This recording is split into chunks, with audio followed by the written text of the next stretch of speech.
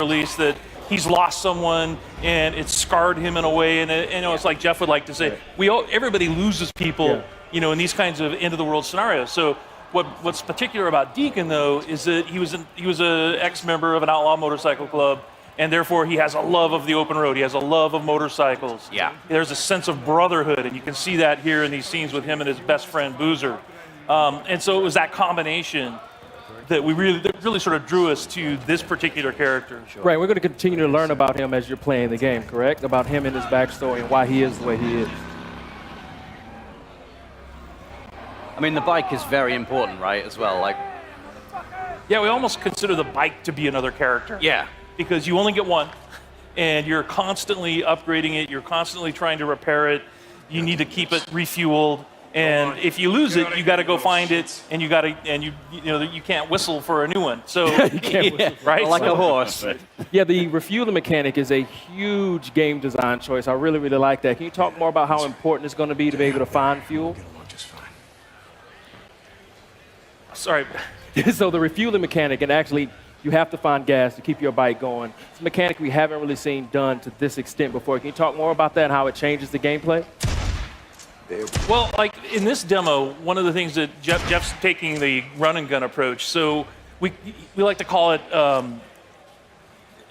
sandbox combat. So basically what you can do is you can run and gun, you can stealth your way through, and your goal here is to get and find a bike part, right? So you're here actually for kind of a trivial reason. You've risked your friend's life to come and get a part for your bike.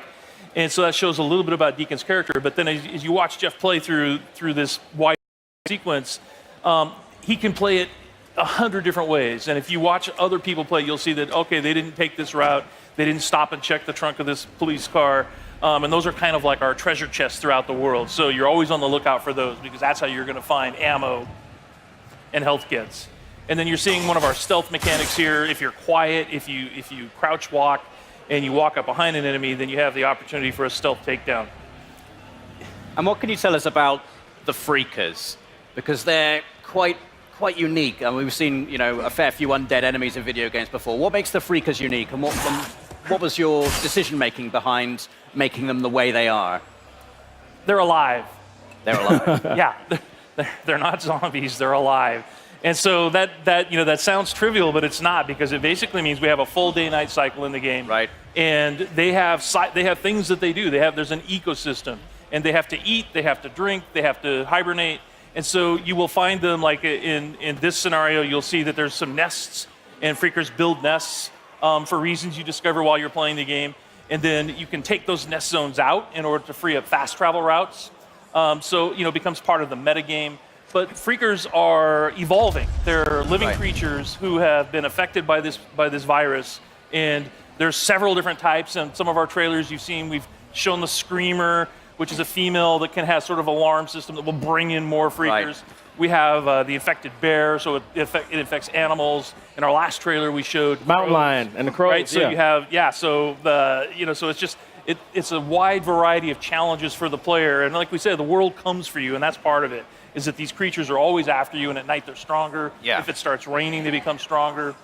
But I've seen in previous trailers Deacon actually utilizing the Freakers as a weapon against his enemy as well. So you can actually use them to your advantage as well as the environment itself. Yeah, absolutely. We call it the Freakosystem. So in this scenario, there's not a lot of chance for that. But if he were fighting Marauders or Rippers, then he could find a nearby swarm. It's an open world, so you can just explore. You can find other tools like a swarm or a Freaker bear, and you can bring them into an enemy camp and watch the sort of mayhem that happens. I guess you've got to be careful, though. You don't get kind of sucked into it. Yeah.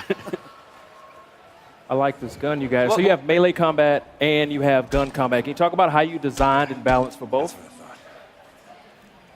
It's like so many different scenarios require the player to determine how they want to play it, right? So that's why we have like this full set of stealth mechanics. We have a full set of weapons that you can upgrade, and in order to do that, you have to go to the human encampment. So there's survivor encampments in the world, the only places in the world where it's safe. And you have to do jobs and missions with them in order to earn trust. And then once you earn trust, the merchants there will sell you things. Ah, I like that. And then it's like, and if you want to upgrade your shotgun, or you want to upgrade, or you want to buy a silencer for it, then you have to have enough trust at that encampment in order to do that. Boozer, you there? I found the part. I'm heading Nope, out got the there. bike part. Rippers! Rippers! No, no, no! Ah! Oh! Ah, shit! He's So not this having is a the, good time. this is the inside of the Crazy Willie's truck stop, and that's one of the other things we wanted to point out is that full open world, but there's a lot of exploration in the game. All of the building interiors are accessible. There's no load times to get in and outside of a building or to go between regions. This is in the Belknap Wilderness, and the whole area is just completely explorable. And then these are the Rippers that I mentioned earlier. So these are one of the cults in the game. Tats are dead symbols of a dead man. Dead symbols of the lost. Get off me! Bitches! Biker man! You must be brought low, biker man. For you are lost, and we are found. Oh yeah, that's gonna hurt.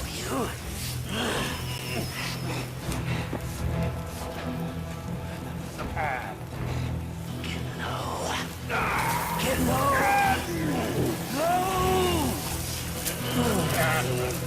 So you can see they're not very friendly. You've talked about having freedom in terms of how you approach missions. So you can approach them stealthily. You can go in all guns blazing if you want to. What kind of freedom do you have in terms of the mission structure, in terms of the story? Can you Bitches, get off! do you get to make story choices in the game, or is it like sort of like a linear narrative path you're going to be taking? Yeah, there's several key places where you have to choose what Deacon is going to do in a key situation. So we released a bunch of footage last month, and if you watch carefully, you'll see that there's a moment where Deacon has the choice to take a man's life or to force Boozer to do it. Right. And that will have an impact on Boozer's morale. So your best friend, how he feels about you, how he feels about the world, that's kind of up to you as the player. Awesome. Did you just die? Yeah, he Hey, we died. just wanted to prove that that was our scripted. You're keeping it real. Is that really what just happened? We wanted to prove that it was real. That was. And you will die in this game. Yes, you will die lots. All right, so you tried doing sort of a stealthy approach, and now you're just going to go in with a shotgun and blow them away.